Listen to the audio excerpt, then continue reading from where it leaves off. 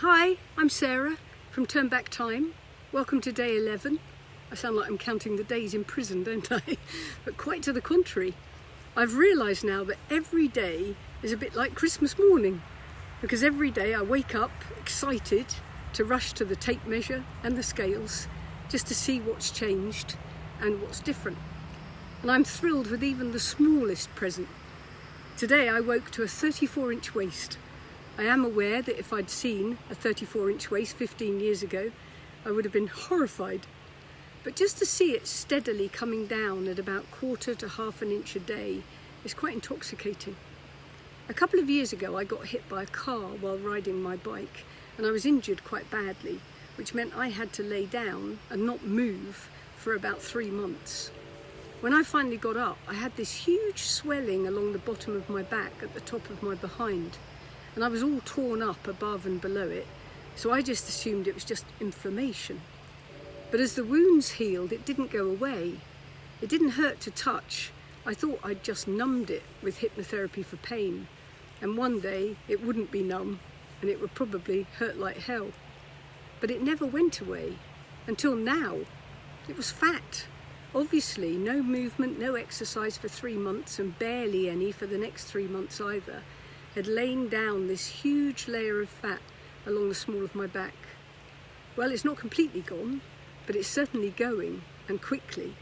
And as I get closer and closer to the size I want to be, and I'm developing a much better relationship with the mirror, I started looking at what an ideal body size for a woman is. When I googled it, the first site told me it was 33, 23, 33. Oh my lord, I thought, I don't have a hope in hell of that. Then I began wondering what that would look like on a 5'7" frame, and it would be far too skinny. I'd never had a 33-inch chest ever. I think that relates to a petite-sized person. I don't think I've ever had a waist smaller than 26 inches in adulthood either.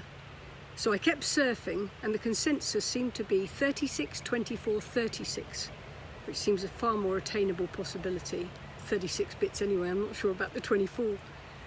But in the end, your body, my body, will decide what the right size is for you.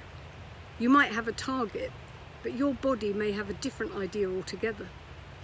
Weight-wise, it's also a movable feast depending on your size.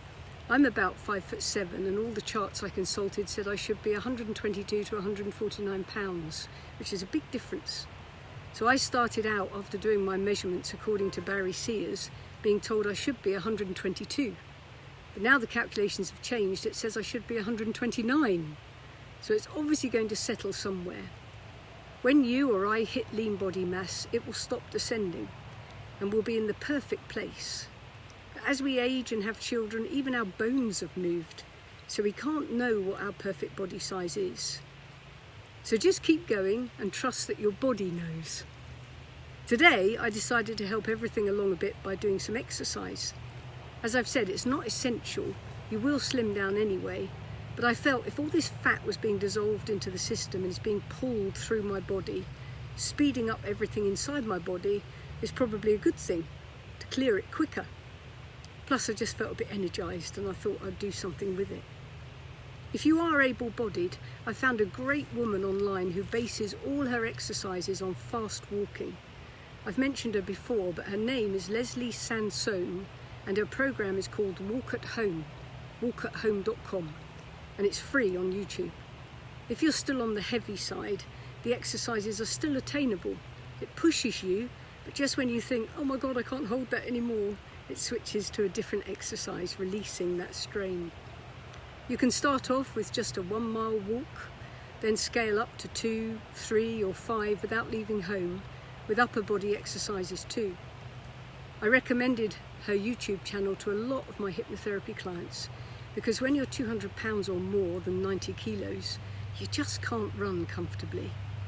You might want to exercise, but you feel like you're carrying someone else on your shoulders. And this is much easier. So take a look and maybe have a go. Well, there are lots of chair yoga apps now where you can get the blood flowing without even standing up. So maybe have a look at those. I did feel quite energised and martyrish afterwards, so much so that I got in the pool and did 12 lengths. I'm lucky enough to have one here at home. And then I did 100 leg lifts and 10 sit-ups. 10. Count them, just 10. It wasn't pretty. But I've noticed that if you can do 10 one day, you can do 20 the next. It's that fast as the muscle becomes accustomed to the movement. You can do leg lifts sitting down or lying down as well.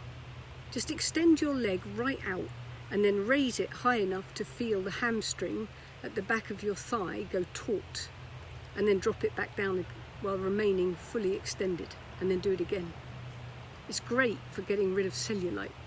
Do 10 or 20 and then switch to the other leg to give it a rest, then go back to the first one and keep going until you've done 100 on both sides. There is an added advantage to muscle building exercise which ties in with something which I mentioned before on here. When you build muscle, you rip the sheath around it. The body uses then human growth hormone to repair it, generally at night. Human growth hormones use adipose fat tissue, the fat around your middle, for energy to repair the muscle. It literally burns your fat while repairing your muscle. So you may be giving yourself a bit of a double whammy fat dissolving wise. See you tomorrow.